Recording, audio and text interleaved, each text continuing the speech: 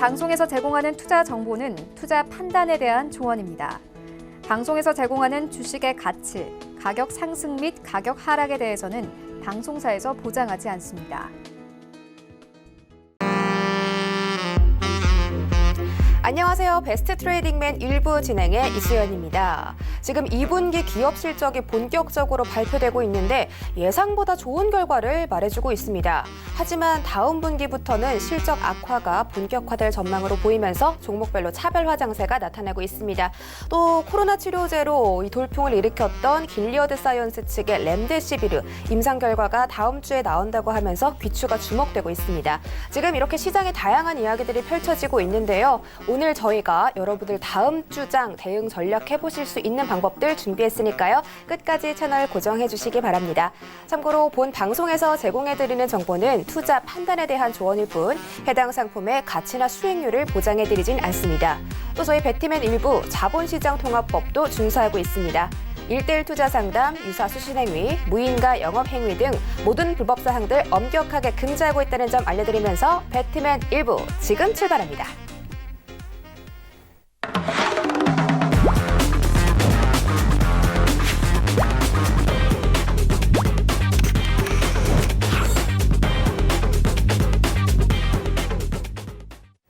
네, 오늘은 홍성학 전문위원이 알찬 강의 준비해 주셨다고 하는데요. 인사 먼저 해보도록 할게요. 위원님 안녕하세요. 네, 안녕하세요. 네, 반갑습니다. 오늘 저희 방송 보시면서요. 홍성학 위원님하고 함께 하실 수 있는 방법 먼저 소개해 드릴게요. 먼저 카카오톡 오픈 채팅방 활짝 열려 있습니다. 카카오톡 오픈 채팅방에 홍성학의 장중일기라고 검색하고 들어오시면 우리 홍성학 위원님과 함께 다양한 시장 이야기들 들어보실 수가 있고요. 또 한 가지 더 있습니다. 샘플러스 홈페이지 들어오시면 홍성학 전문위원께서 이 무료로 온라인 공개 방송 진행해 주신다고 합니다. 이번 주 일요일 4월 26일 일요일 저녁 7시부터 9시까지니까요. 여러분들의 많은 참여 부탁드리도록 하겠습니다. 저희 그럼 오늘자 시장 이야기 좀 살펴보도록 하겠습니다. 먼저 오늘 코스피부터 살펴보시죠. 오늘 코스피 1.34% 빠지면서 1889포인트에서 거래를 마쳤습니다. 이번 주에는 1800대와 1900선을 동시에 반복하면서 계속 횡보하는 모습을 보여주고 있는데요. 수급에서 보시면 기관이 어제 매수했지만 오늘 하루 만에 매도로 돌아섰죠. 외국인도 매도폭을 대폭 확대하면서 지수를 흔들었습니다. 개인이 6천억 원대 매수해주면서 지수 방어하고 나섰습니다. 네, 다음으로 코스닥 시장도 보겠습니다. 오늘 1.68% 하락해서 632포인트에서 거래 마쳤습니다. 오늘 장중에 629선까지 내려갔다가 하락분을 소폭 만회하면서 거래 마쳤는데요. 수급에서는 코스닥 역시 외인과 기관의 동반 매도가 이어졌습니다. 양시장 모두 오늘 연기금의 매물 출회가 확대되면서 하방 압력을 받았습니다. 네, 다음으로 환율도 살펴보도록 하시죠.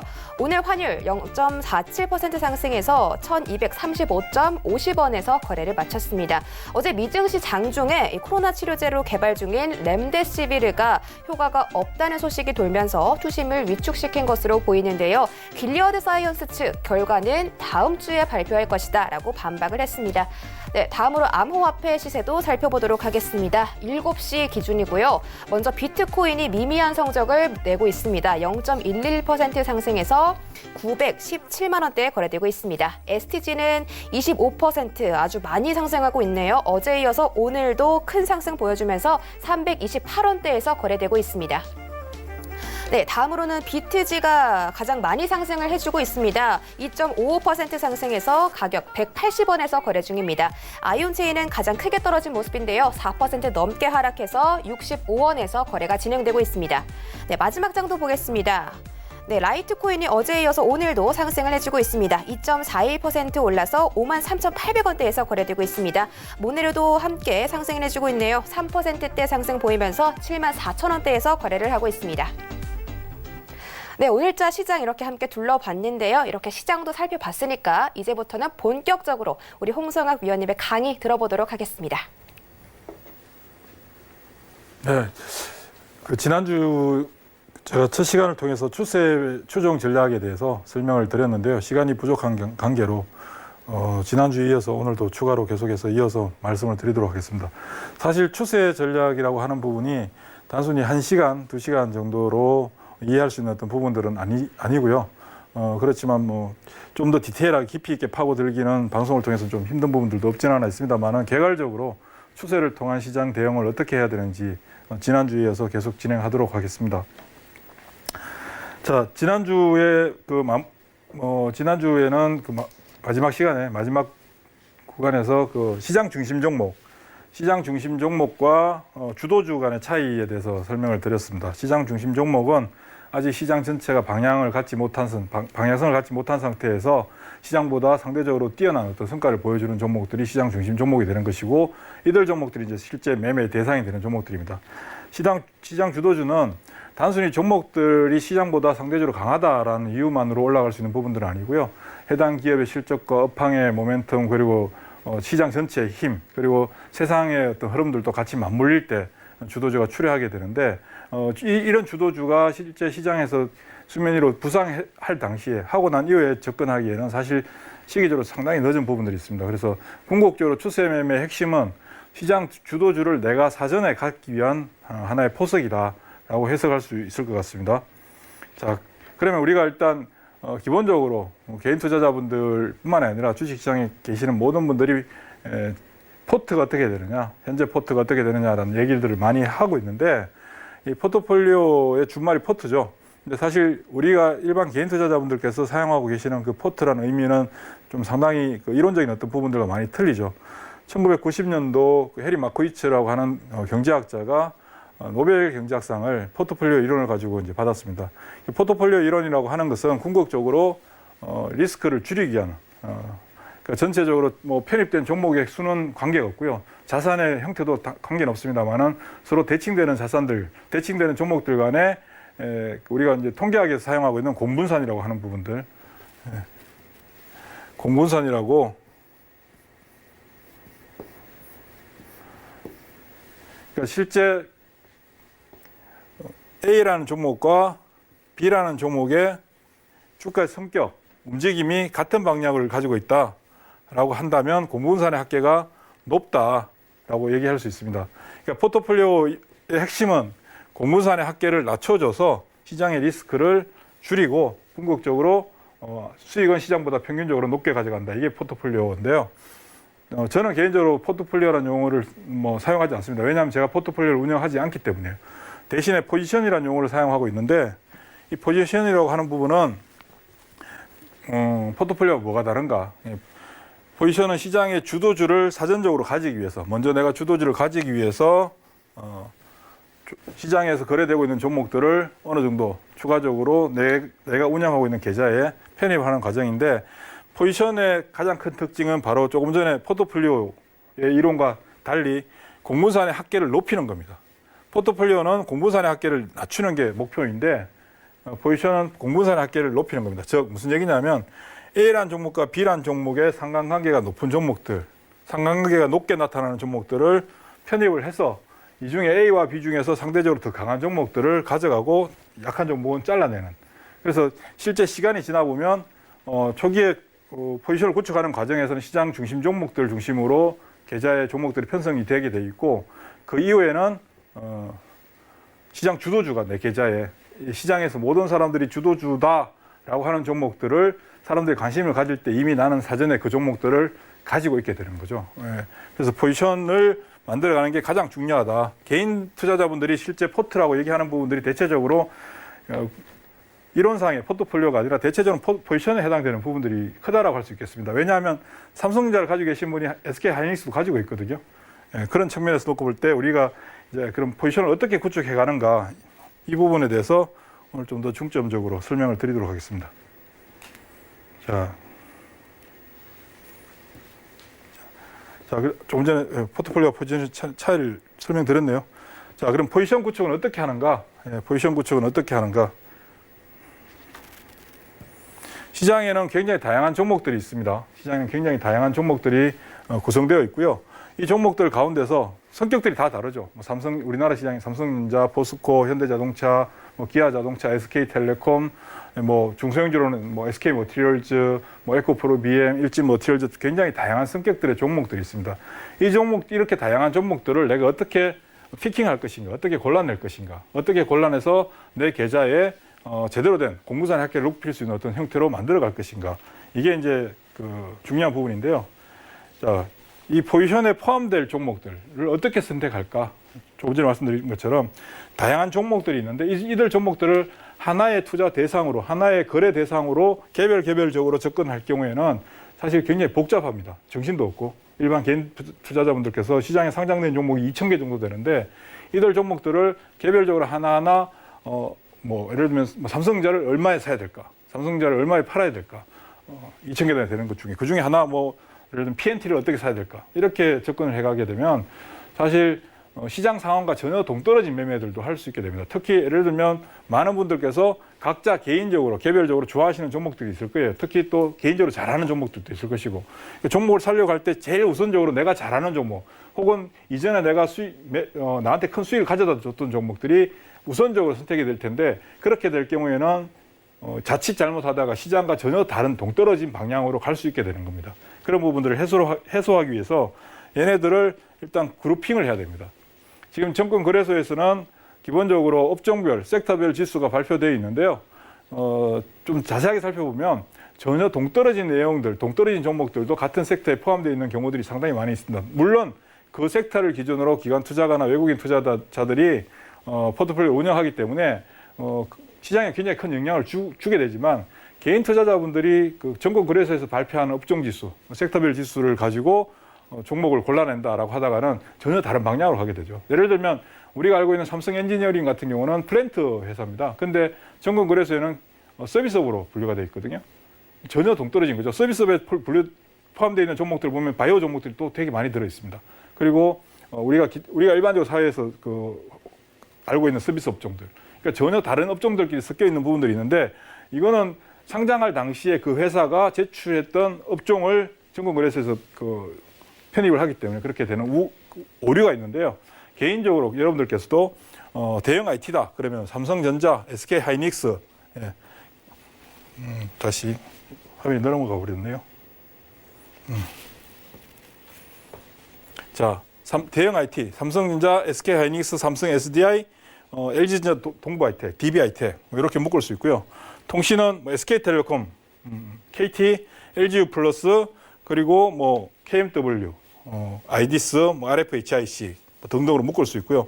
그리고 전기수소차는 관련된 회사들, 삼성 SDI, LG화학과 삼성 SDI는 다르죠. 뭐 그런 부분들을 그 다음에 이제 하위 카테고리에 해당되는 뭐 에코프로, BM, 일진머티리얼즈, 포스코 케미칼 등등으로 같이 묶어 놓는 거죠. 그리고 이런 식으로 뭐 반도체, 바이오 등등으로 그룹을 묶어 놓게 되면 시장에서 종목들이 움직일 때 특정한 종목들이 절대 다수의 종목들이 다양하게 움직이긴 하나 궁극적으로는 이 그룹별로 움직이는 어떤 현상들이 나타나게 됩니다. 그러면 실제 이 그룹들 중에서 지수보다 시장보다 강하게 움직여주는 그룹이 어떤 그룹이 있는가를 체크를 해야 되겠죠. 자, 이게 이제 화면을 보면 되게 복잡한 선들이 나오는데요. 저희 울티마에 들어있는 건데 2020년 올해 들어서 저희는 그룹을 40개 정도의 그룹으로 묶어놓은 상태입니다. 40개 정도의 그룹으로 묶어놓은 상태인데 이거를 지수랑 같이 비교를 해보는 거죠. 사실 이렇게 보면 너무 복잡해서 잘 볼 수가 없어요. 여기서 뭘 중요하게 봐야 되느냐 하면 지수, 시장이라고 하는 것은 코스피 지수죠. 코스피 지수, 코스닥 지수가 기준이 되는 거고 우리가 시장을 평가할 때 그러면 시장에서 형성되어 있는 그룹들 중에서 우리가 묶어놓은 그룹들 중에서 코스피 지수나 코스닥 지수보다 센 그룹은 어딜까? 그리고 시장보다 약한 그룹은 어딜까? 한번 보는 거죠. 자, 그러면 한번 보겠습니다.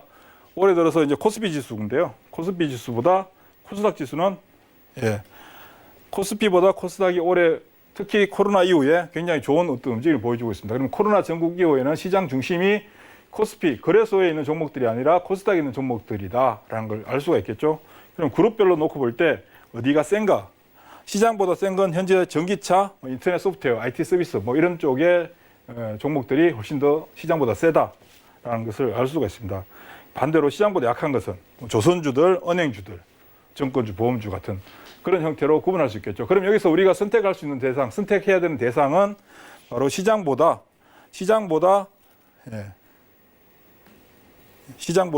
센 종목들, 센 업종들, 센 그룹들에 있는 종목들이 피킹 대상이 되는 거겠죠. 내 포지션을 구축하는 데 있어서.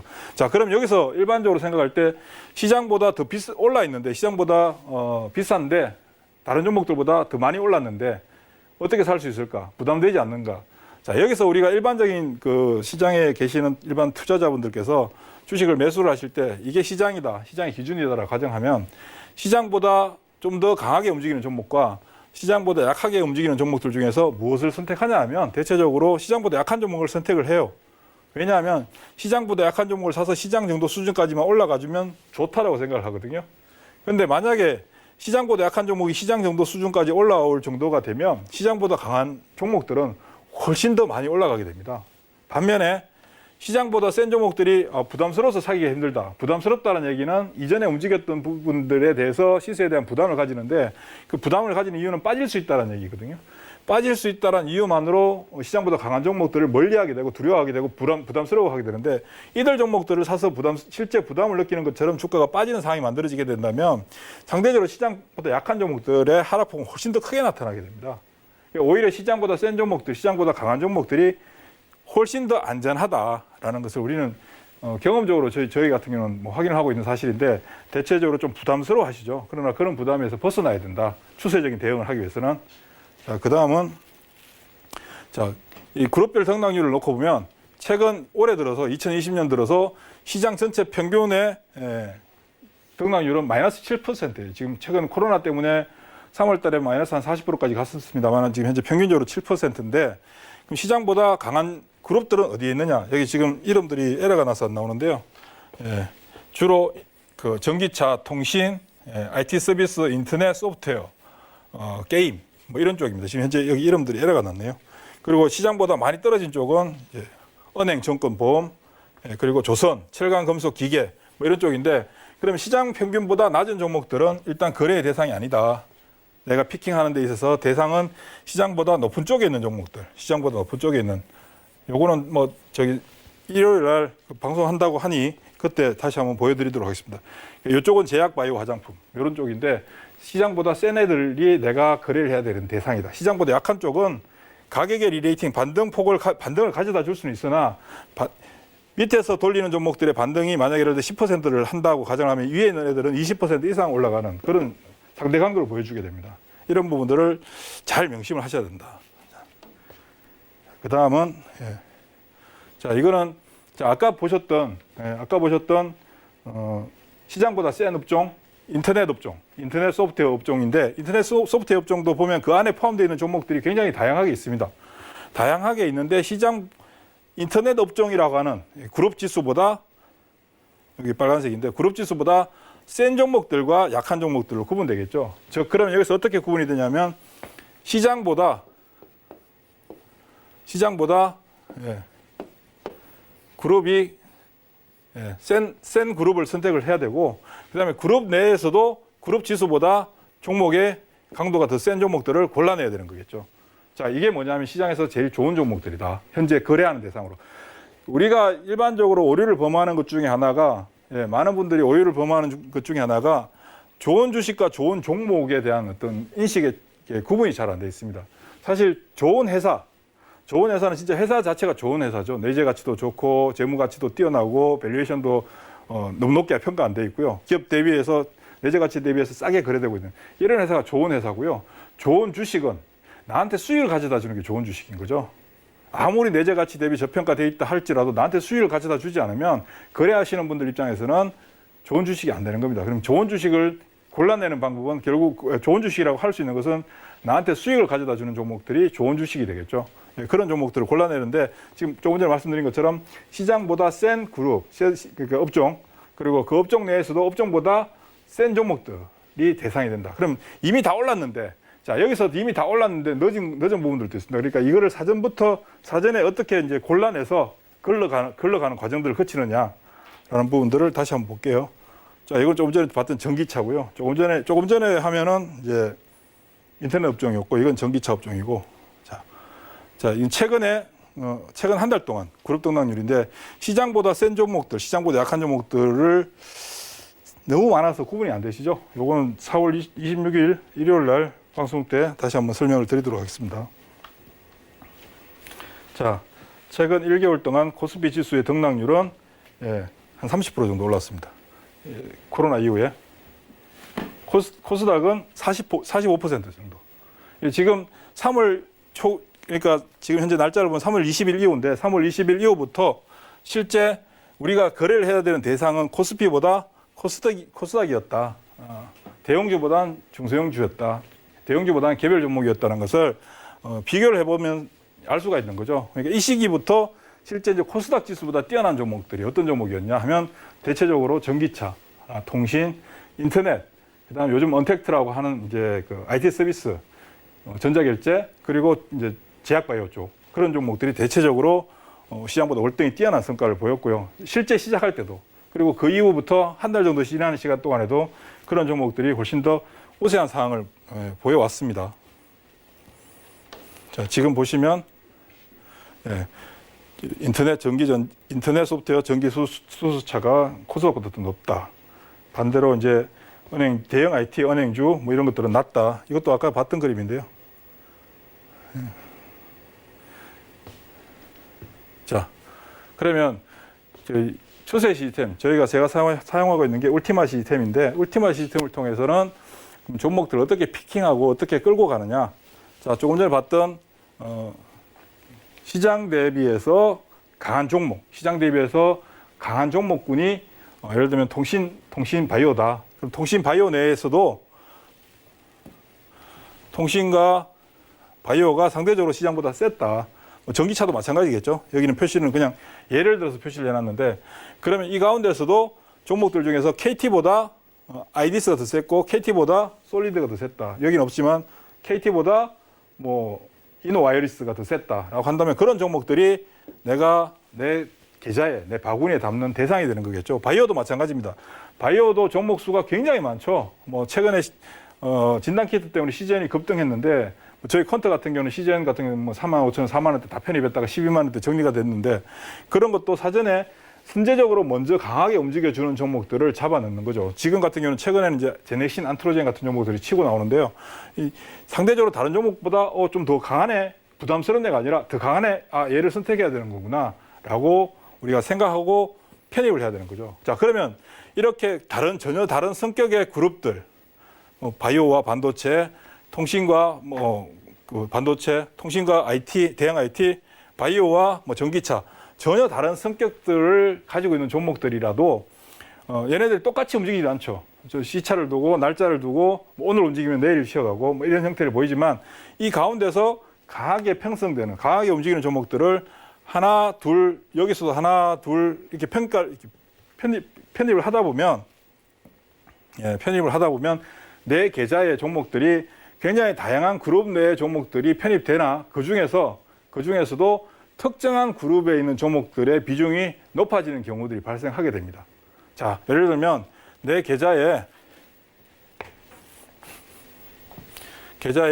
종목이 종목이 한 10개 혹은 20개 정도 있다라고 가정을 했을 때, 이 중에 기본적으로 대형 IT 1개, 반도체 1개, 정권주 1개 이렇게 있는 것이 아니라, 제가 말씀드린 것처럼 시장보다 센 종목들 중심으로 접근을 하다 보면 결국은 어떻게 되냐면, 통신이 4개, 한 20개다, 바이오가 5개, 전기차가 6개, 상대적으로 좀 약간 화장품이 1개, 이런 식으로 나름대로 계좌 내에서 포트폴리오 비중, 포지션에 대한, 그룹에 대한 비중들이 달라지게 됩니다. 그러면 내가 가진 계좌에 내가 가진 종목들 중에서 가장 비중을 높게 차지하는 그룹이 뭐가 되냐면, 시장에서 가장 핫한 그룹이다. 그럼 그 그룹 내에서 가장 센 종목들을 내가 가지고 있느냐 없느냐, 아마 가지고 있게 됩니다. 이런 식으로 접근을 하게 되면. 자, 그러면 여기서 이렇게 종목들을 편입하다가 시세가 부진해지는 종목들 혹은 시세가 더 강해지는 종목들, 두 가지 중에 하나겠죠.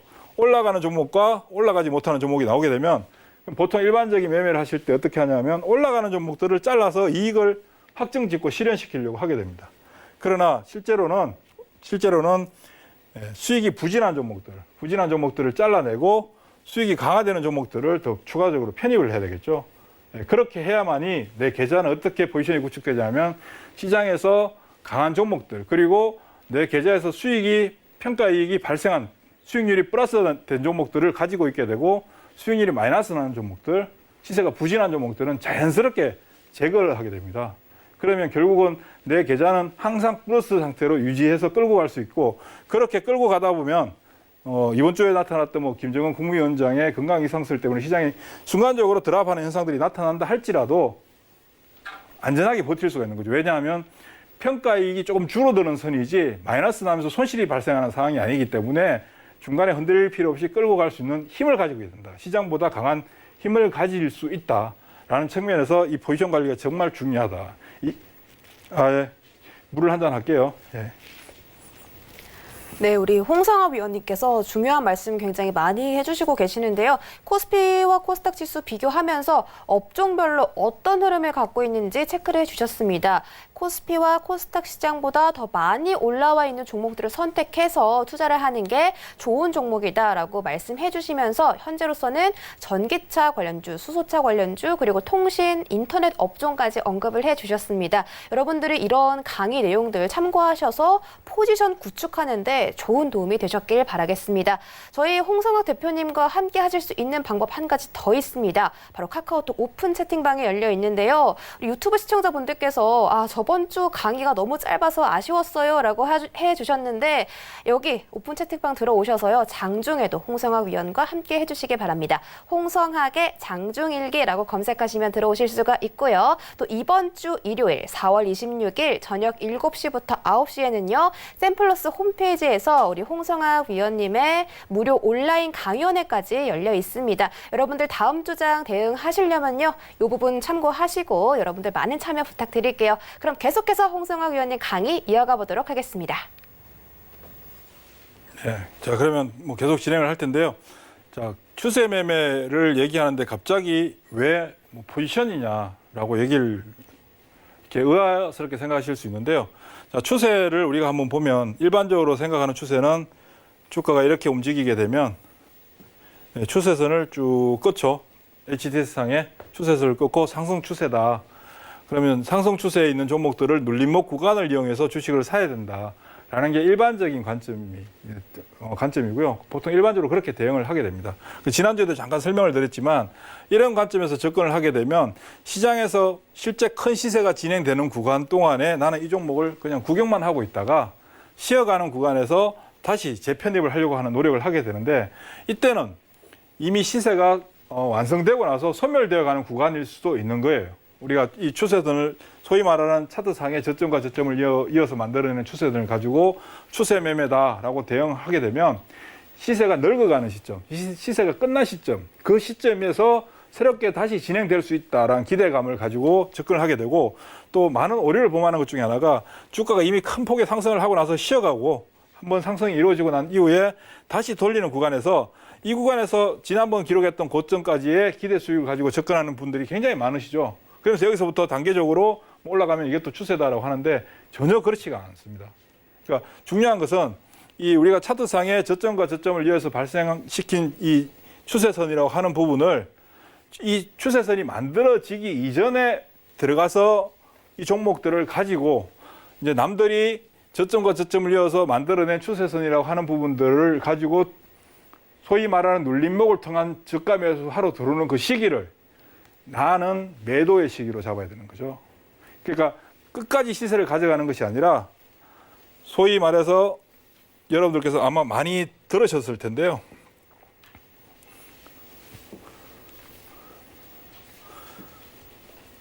무릎에 사서 어깨에 팔아라 라는 얘기를 많이 들으셨죠. 그 주식 격언에도. 항상 보면 어디가 무릎이고 어디가 어깨인지 몰라요. 무릎인 줄 알고 샀더니 그게 어깨이고 어깨인 줄 알고 팔았더니 그게 무릎인 경우들 굉장히 많은데 대체적으로 눌림목 매수, 저가 매수, 고가 매도를 시도하다 보면 그런 일을 범하게 되는데요. 지금 조금 전에 말씀드렸던 시장보다 강한 애들, 시장보다 강한 그룹 내에 강한 종목들을 초기에 선점을 하게 되면 다른 사람들이 접근하게 되는 그 이후에 눌림목을 통해서 접근하려고 하는 그 구간을 내가 온전히 나의 시세로 만들어가는 이게 추세 매매고 그 추세 매매의 핵심은 특정한 한 종목 보통 많은 분들이 A라는 종목을 사도 될까요? 사면 안 될까요? 라는 얘기들을 많이 하시죠, 보통. 삼성전자 사야 되나요? 말아야 되나요? 삼성전자 얼마에 사야 되나요? 이렇게 얘기를 하는데 실제 우리가 주식시장에서 거래를 하다 보면 어떤 종목이 언제 올라갈지에 대해서 알 수 있는 방법은 사실 없습니다. 원샷 원킬로 특정한 한 종목을 딱 찍어서 이 종목을 샀는데 이 종목이 100% 올라갈 거야 라고 해서 올라가는 일이 잘 없고요. 만약에 여러분들께서 어떤 특정한 종목을 지금 가격, 예를 들어서 10,000원이다. 예, 10,000원이다. 10,000원이라고 하는 가격이 정말 좋은 가격이고 정말 좋은 매수 타이밍이다 해서 10,000원에 샀고, 만약 이 종목을 10,000원에 매수했을 때 혹은 15,000원 혹은 20,000원까지 간다라고 생각을 했는데 정말 10,000원에 샀더니 20,000원까지 갔다. 이런 일이 현실적으로 발생했다라고 하면 굉장히 좋은 투자가 될까요? 나쁜 투자가 될까요? 상식적으로 굉장히 좋은 매매가 된 거죠. 아주 뛰어난 매매가 된 겁니다. 10,000원부터 20,000원까지 올라갈 거다. 특정한 A라는 종목이. 그래서 10,000원에 사서 20,000원까지 끌고 가서 매도를 했다. 엄청나게 성공한 매매가 되는데요. 이 매매가 바로 여러분들의 다음 매매, 그 다음 매매를 엄청나게 큰 실패로 몰아가게 되는 이유가 됩니다. 이렇게 특정한 매매 한 번을 성공시키고 나면 스스로 가지게 되는 생각이 나는 정말 주식을 정말 잘하는구나. 나는 주식을 위해서 태어난 사람이야. 라는 그런 생각들을 가지고 자만심을 가지고 시장을 대하게 되고요. 이 특정한 종목 한 종목을 원샷 원킬로 딱 찍어서 매매해서 연속해서 그 매매가 계속해서 반복적으로 성공한다라는 보장이 없습니다. 시장에서는. 근데 많은 분들이 그런 매매를 원하고 그런 매매를 하게 되는 거죠. 자, 그럼 추세 매매를 하는데 왜 포지션을 중요하게 생각해야 되느냐 하면 바로 어떠한 특정한 종목 하나가 내가 A라는 종목 하나가 A라는 종목을 편입했는데 A라는 종목이 올라갈 확률이 높은가 낮은가? 기본적으로 높지 않다. 그랬을 때 A라는 종목과 B라는 종목과 C라는 종목, D라는 종목 등등의 시장보다 상대적으로 강한 종목, 아무거나 사는 게 아니라 시장보다 강한 그룹 내에 시장보다 강한 종목들을 절대 다수의 종목들이 많이 나오죠. 그런 종목들을 골고루 편입을 하는 겁니다. 편입을. 그럼 이 중에는 시세가 크게 만들어지는 종목도 나올 것이고 반대로 시세가 진행되다가 꼬꾸라지는 종목들도 나올 것이고 아예 시세가 시작되지도 못하는 종목들도 나오게 됩니다. 왜냐하면 종목들마다 다 히스토리가 있고 종목들마다 패턴들이 있고 종목들마다 움직이는 힘의 크기가 다르기 때문에 그렇습니다. 그렇다면 처음부터 예를 들어 여기서 A, B, C, D 중에서 B가 성과가 뭐 100% 이상 나왔다. 가장 좋았다. 시간이 지난 후에 결과적으로 볼 때. 그랬을 때 내가 B를 선택할 확률은 굉장히 낮은 거죠.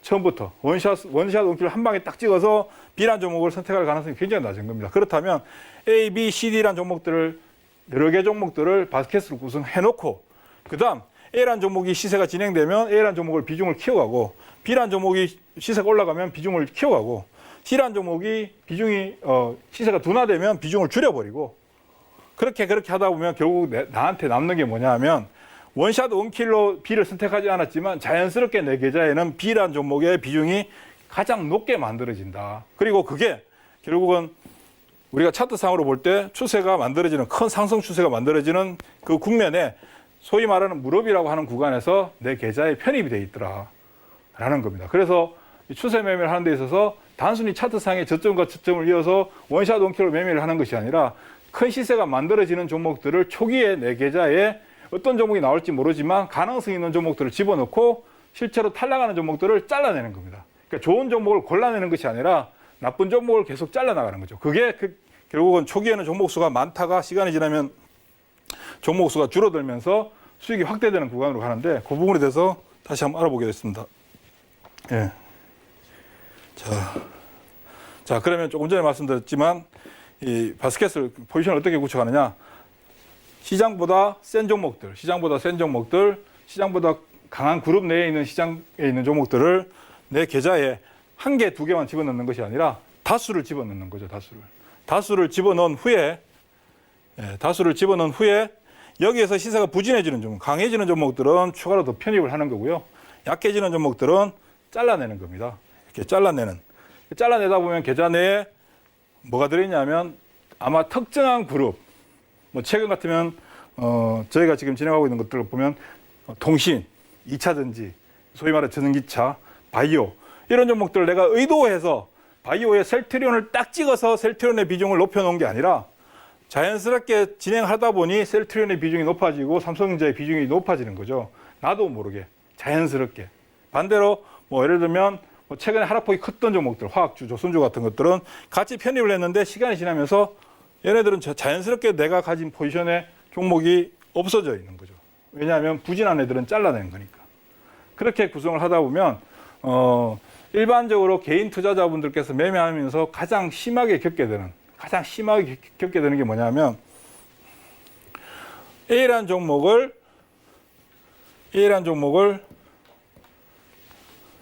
아주 좋은 가격에 잘 샀는데 큰 수익이 나더라. A라는 종목을. 근데 B라는 종목을 샀는데 얘는 수익이 안 나고 손실이 발생하더라. 근데 여기서 어떤 문제가 발생하냐면 A라는 종목을 샀더니 사자마자 좋은 결과를 가져와서 그렇게 많이 사지도 않았어요. 찝쩍거려서 샀더니 급등을 하는 거죠. 급등하니까 어떻습니까? 기분이 좋아서 잘라버려요. 빨리 이익을 실현해야 되니까. 자, 근데 B라는 종목을 샀더니 주가가 올라가지 못하고 빠져요. 빠지니까 어떻습니까? 기본적으로 본전을 회복해야겠다라고 하는 본전 욕구가 강해지고 본전을 빨리 회복하고 싶은 욕구에 저가 물타기를 하죠. 분할 매수. 분할 매수를 하니까 처음에 A라는 종목을 샀을 때 비중이 예를 들면 10%라고 가정을 하죠. 10%의 A라는 종목을 사서 수익이 나서 팔았는데 B라는 종목도 똑같이 10%를 샀는데 주가가 빠지니까 물타기를 해서 또 추가 10%를 더 사요. 그런데 비중이 20%가 됐어요. 주가는 빠져 있어요. 또 주가가 또 추가로 더 빠져요. 또 물타기를 해서 비중을 또 10%를 더 늘려요. 그러니까 내가 일반적으로 하는 매매에서 가장 크게 오류를 범하는 부분이 뭐냐 하면 나한테 수익을 가져다 주고 내 계좌의 수익 기여도가 가장 큰 종목은 비중이 아주 작고 내 계좌의 손실을 크게 확대시키는 종목들은 비중이 굉장히 높아진다는 거죠. 그러면 어떤 결과로 돌아오게 되냐면 내 계좌의 계좌가 이렇게 있다면 수익률이 실제로는 우상향화되는 게 가장 중요한 거죠. 우리 투자자분들이 제일 중요하게 생각해야 되는 게 바로 계좌 수익률의 우상향화예요. 근데 지금 현재 대다수의 거의 대부분의 시장에 계시는 분들이 하시는 매매 방식은 계좌 수익률이 우상향화되는 것이 아니라 계좌 수익률이 우하향화되는 방식을 통해서 거래를 하고 계세요. 지금 제가 이렇게 말씀드리면 무슨 소리, 나는 안 그래. 나는 종목 사면 크게 벌어. 라고 생각하시는 분들이 계실 텐데요. 잘 한번 반문해 보세요. 내가 주식을 사서 주가가 사자마자 올라가기를 다 바라는 거죠. 많은 분들께서는. 내가 사자마자 올라가기를 바라지 사자마자 빠지길 바라는 사람이 어디 있겠습니까? 사자마자 올라가기를 바라고 사자마자 올라가니까 어떻게 해요? 팔아야죠. 왜? 팔아야 이익이 내 거니까. 그래서 팔게 돼요. 그럼 그 다음 종목을 샀을 때 또 올라간다는 보장이 있을까요? 또 올라간다는 보장이 있다면 계속 매매를 하면 되는 거죠. 근데 그 다음 매매가 올라간다는 보장이 없어요. 다시 빠질 수도 있단 말이에요. 다시 빠질 수도 있는데 여기에서 첫 번째 매매가 성공했으니까 두 번째 매매에서 비중을 더 확대하고 들어갔다가 손실이 나게 되면 잘라야 되는데 자르지 못하고 추가 매수를 하게 되죠. 본전되면 팔려고. 만약에 본전돼서 팔면 기분 되게 좋잖아요.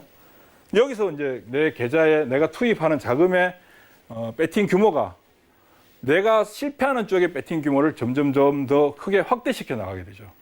자, 그럼 이걸 자세하게 다음 그림을 보면서 설명을 드릴게요. 자, 이게 일반적으로 일반인들께서 하시는 매매의 가장 아주 일반적으로 나타나는 형태인데, 자, 세로는 수익률이에요. 가로는 비중이에요. 자, 기본적으로 내가 비중을 많이, 예를 들면 정부 방송 이런 데서도 종목당 비중을 30%, 50% 이렇게 한 번에 얘기하는 경우들도 있잖아요. 자, 처음에 50% 매수해서 올라가면 정말 좋죠. 50%에서 10% 올라가면 계좌 수익률 5%를 기여하게 돼요. 100% 배팅해서 10% 수익이 나면 10% 수익이 발생하는 거고 100% 배팅을 해서 100% 수익이 나면 내 계좌 전체가 2배가 되는 거죠. 근데 처음부터 100% 배팅하는 사람들이 있나요? 잘 없죠. 보통 요즘 개인 투자자분들께서 포트는 간결해야 된다 해서 두 종목, 세 종목, 네 종목, 다섯 종목, 한 종목당 20%, 한 종목당 30% 이렇게 분할해서 들어가는데 그렇게 두 종목, 세 종목, 네 종목 들어갔을 때 이 종목들이 다 올라간다는 보장도 없는 거죠. 사실은. 자, 그랬을 때 어떻게 하냐면 특히 개인 투자자분들이 어떤 매매를 한번 해서 손실이 한번 발생하게 되면 특히 이번에 코로나 때문에 급락하는 장을 한번 경험하게 되면 그 다음에 평소에는 내가 종목을 살 때 30%씩 베팅하던 방식이 한번 다치고 나면 심리적으로 위축이 돼서 베팅 규모를 확 줄이게 되죠. 10% 혹은 5%. 왜? 손해가 발생할지 모른다라고 하는 두려움. 그리고 이번 직전 매매에서 크게 다쳤던 손해에 대한 아픔이 너무 크기 때문에 배팅 규모를 적절하게 가져가지 못하고 내 기분에 따라서 늘렸다 줄였다를 막 이렇게 하게 돼요. 개인 투자자분들은. 뭐 계획적이지 않게. 자, 그랬는데 주식은 항상 그렇거든요. 보통 일반적으로 내가 마음 편한 상태에서 주식을 사러 가면 대체적으로 덜크하면서 손해가 나요. 반면에 내가 주식을 잘하든 못하든 관계없이 이 주식을 살까 말까 고민하고 또 고민하고 신중하게 생각해서 접근하는 경우는 대체적으로 수익이 발생해요. 근데 한번 크게 다치고 나서 그 다음 신중해질수록 어떻게 되냐면 베팅하는 비중이 낮아지죠. 그래서 신중하게 작은 베팅, 이쪽은 비중이니까요. 비중을 작게 해서 샀더니 주가가 올라가요. 자, 기분이 좋아요, 되게. 기분이 굉장히 좋은데 실제 내 계좌에 도움이 될까요, 안 될까요? 실제 내 계좌에는 별 도움이 안 돼요. 자, 큰 수익을 냈는데 비중이 작다. 예를 들면 내가 10% 베팅을 했는데 주가가 2배가 올랐어요. 그럼 내 계좌에는 내가 한 종목을 가지고 100% 수익을 발생시켰으니까 내 계좌에도 100% 수익이 발생했다는 기분은 들겠지만 실제 내 계좌에는 10%밖에 수익 기여가 안 되는 거죠. 내 계좌의 절대 규모는 10%밖에 늘어나지 않았는데 내가 느끼는 기분은 2배를 번 것 같은 기분이 드는 거예요. 자, 그런 기분이 들게 되면 그 다음은 어떻게 됩니까? 행동을 조금 더 과감하게 하게 되겠죠. 그 다음 20%를 베팅을 해요. 20%를. 그 다음 30% 베팅하고 50% 베팅하고 뭐 100% 퍽 베팅하는 경우들도 생기겠죠. 근데 비중이 늘어나게 됐을 때, 자, 첫 번째 10% 베팅을 해서 수익을 냈는데 기분이 좋아서 그 다음 똑같이 10% 베팅을 했더니 손해가 나요. 손해가 발생하죠. 10% 베팅했는데 수익이 10% 나는 것처럼 하더니 다시 빠져요. 그러니까 어떻게 되냐? 물타기를 하죠. 아까 말씀드린 것처럼 주가 매수, 저가 매수 물타기를 해서 단가를 낮춰놓는 즉시 내 비중은 높아지고 수익률은 낮아지게 되고 여기서 주가가 또 빠지면 비중을 또 늘려요. 왜? 본전할 때까지 기다려야 되니까. 손해보면 안 되니까. 주식은 절대 손해보면 안 되는 거니까 기다리면 무조건 그 가격이 오니까 대신 계속 사서 단가를 낮춰야 되니까. 그렇게 단가를 낮추다 보니까 어떻게 됩니까? 비중은 계속 늘어나게 되죠. 비중이 늘어난 종목들인데 내 계좌의 수익에 정말 크게 영향을 미치는 비중이 수익률이 중요한 게 아니고 비중이거든요. 비중이 확대된 종목은 항상 마이너스예요. 여러분들 지금 당장 최근 주식시장에 대해서 많은 사람들이 시장에 추가 급락할 수 있다. 시장이 폭락할 수 있다. 재차 코로나 때문에 또다시 크게 위험하다. 유가가 빠지니까 빠질 것이다. 이런 생각들 때문에 주식을 팔아야 된다고 생각하고 팔았을 거예요. 어떤 종목을? 내 계좌에 플러스가 나고 있는 종목들은 다 팔죠. 반대로 마이너스가 나고 있는 종목들은 못 팔아요. 왜? 손해 났으니까 못 팔게 되는 거죠. 이해되시나요? 손해 난 종목들은 못 팔고 이익 난 종목들만 다 팔아버려요. 그러니까 지금 시장이 조금만 불안하면 팔게 되는데 조금이라도 이익 난 종목들만 팔고 손해 난 종목들은 들고 있죠. 지금 시장에서 수익이 난 종목을 들고 있는 분들의 비중은 거의 5%도 안 될 거예요, 아마 이 시장에. 자, 그러다 보니까 계좌에 이익 난 종목들을 잘랐는데 이익 난 종목들의 비중은 아주 작고 손해 난 종목들은 들고 있는데 손해 난 종목들은 내 계좌에서 차지하는 비중이 굉장히 높으니까 수익률 구조는 어떻게 되냐? 수익률은 이게 기본이다라고 가정을 하면 이게 제로다. 예. 이게 0%. 그러면 대체적으로 처음에 매매할 때 수익이 발생해요. 일반적으로. 수익이 발생했다가 잠시 깨먹고 다시 수익이 발생했다가 깨먹고 수익이 발생했다 깨먹고 수익이 발생했다 깨먹고 하다가 시간이 지나면 돌이킬 수 없는 상황. 원금까지 도달하려면 최소한 100% 이상을 전체 내 현재 계좌에서 100% 이상을 벌어야지 본전에 도달하는 상황으로 가게 되는데 이 상황의 가장 취약한 부분이 왜 이렇게 발생했는가 하면 바로 이익을 자르고 손실을 키워가기 때문에 그래요. 근데 이게 가장 일반적으로 주식시장에 있는 사람들이 행하게 되는 가장 마음 편한 매매가 이 매매가 되는 거죠.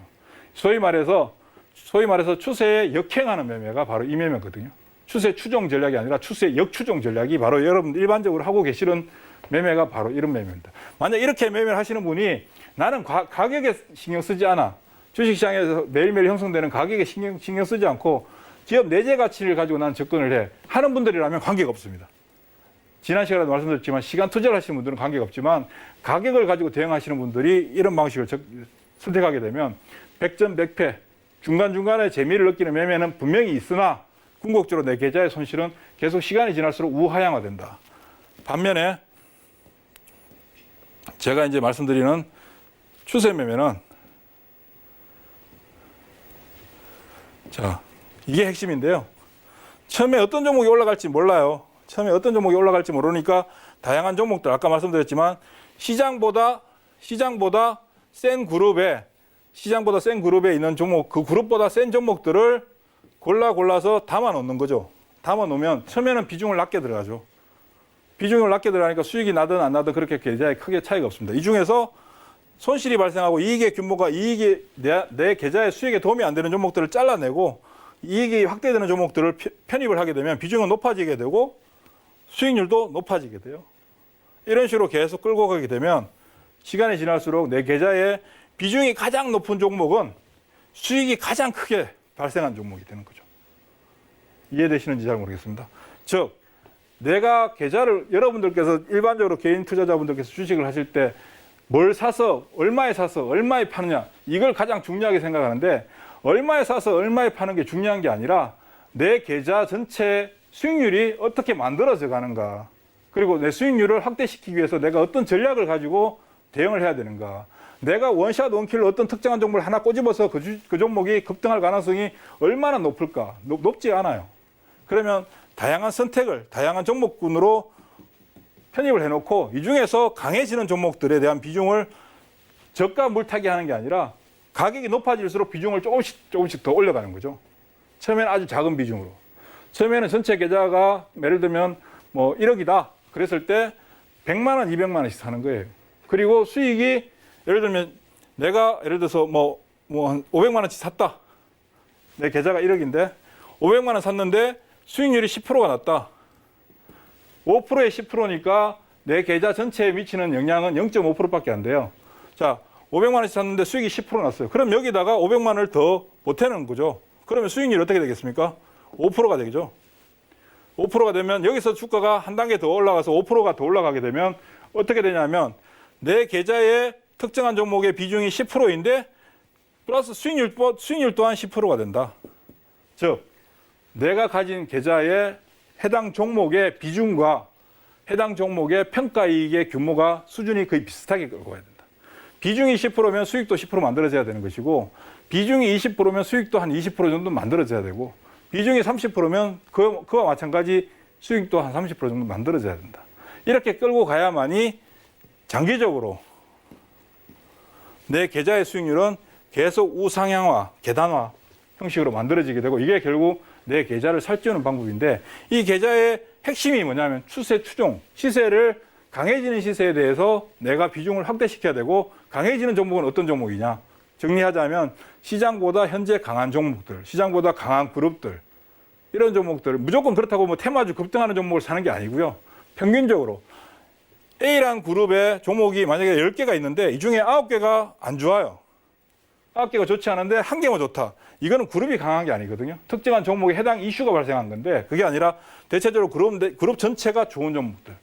자, 다시 마지막으로 정리하자면 시장보다 강한 섹터, 강한 그룹 내에 다수가 포진해 있는 종목들, 그 안에서 강한 종목들을 골라서 내 계좌에 집어넣고 비중을 그다음 수익률이 발생하는 부분만큼 비중을 계속 추가적으로 또 확대시켜 나간다. 이게 특정한 종목 한 종목에 대한 매매 성과를 가져오는 것보다 훨씬 더 내 계좌의 수익을 안정적이고 알차게 만들어간다. 이게 바로 추세 매매의 핵심이라고 할 수 있겠습니다.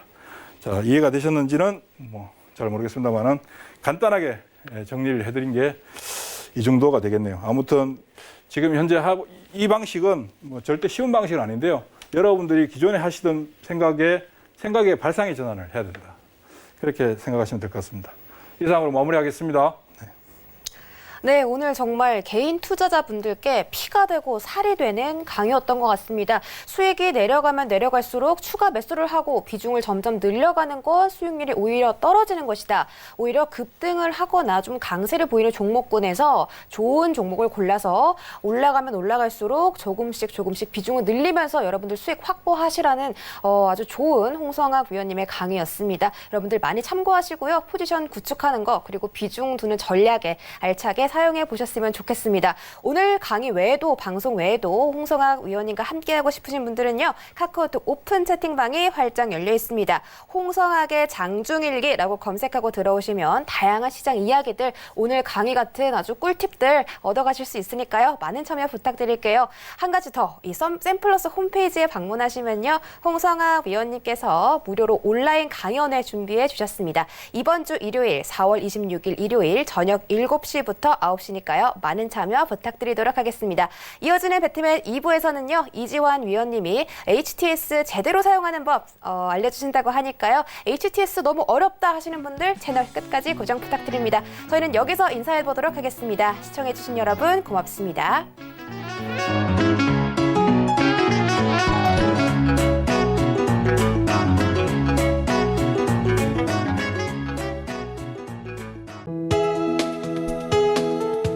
방송에서 제공하는 투자 정보는 투자 판단에 대한 조언입니다. 방송에서 제공하는 주식의 가치, 가격 상승 및 가격 하락에 대해서는 방송사에서 보장하지 않습니다.